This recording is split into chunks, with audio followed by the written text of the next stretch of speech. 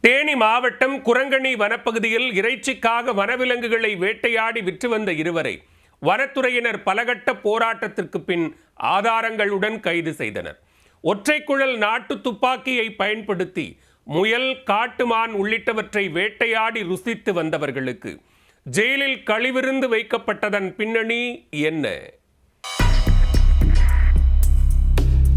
வனவிலங்குகளை வேட்டையாடி விற்று வந்த கும்பலில் முக்கிய புள்ளியாக அச்சுறுத்தி வந்த இருவர் இவர்கள்தான். மனித கால்தடம் பதியாத தேனி சுற்றுவட்டார வனப்பகுதிகளில் விலங்குகளை வேட்டையாடி கூறு போட்டு விற்று வந்த சம்பவம் வெட்ட வெளிச்சமானது எப்படி?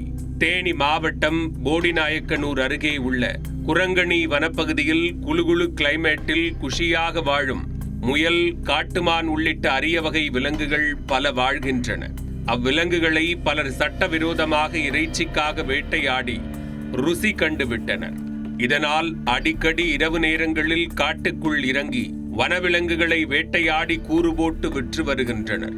சுட்டும் ருசித்து வருகின்றனர். ஈட்டி, கற்கள் உள்ளிட்டவற்றை பயன்படுத்தி அடித்து கொன்றும் துப்பாக்கியால் சுட்டும் வனவிலங்குகளை துடிதுடிக்க வேட்டையாடி வருகின்றனர். இதனால் மனிதர்களுக்கு தொந்தரவு கொடுக்காமல் காட்டுக்குள் நிம்மதியாக வாழும் வனவிலங்குகளின் இயல்பு வாழ்க்கை கேள்விக்குறிதான்.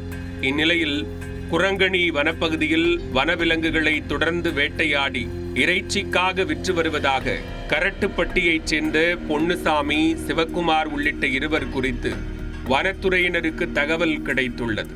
இவர்கள் இருவரும் காப்பு காடுகளில் வசிக்கும் காட்டு மாடு, மான் உள்ளிட்டவற்றை வேட்டையாட ஆயுதங்களுடன் வனப்பகுதிகளில் சுற்றித் திரிந்தபோது கையும் களவுமாக சிக்கினர். அவர்களிடமிருந்து ஒற்றைக்குழல் நாட்டு துப்பாக்கி, கத்தி உள்ளிட்டவற்றையும் வனத்துறையினர் கைப்பற்றினர்.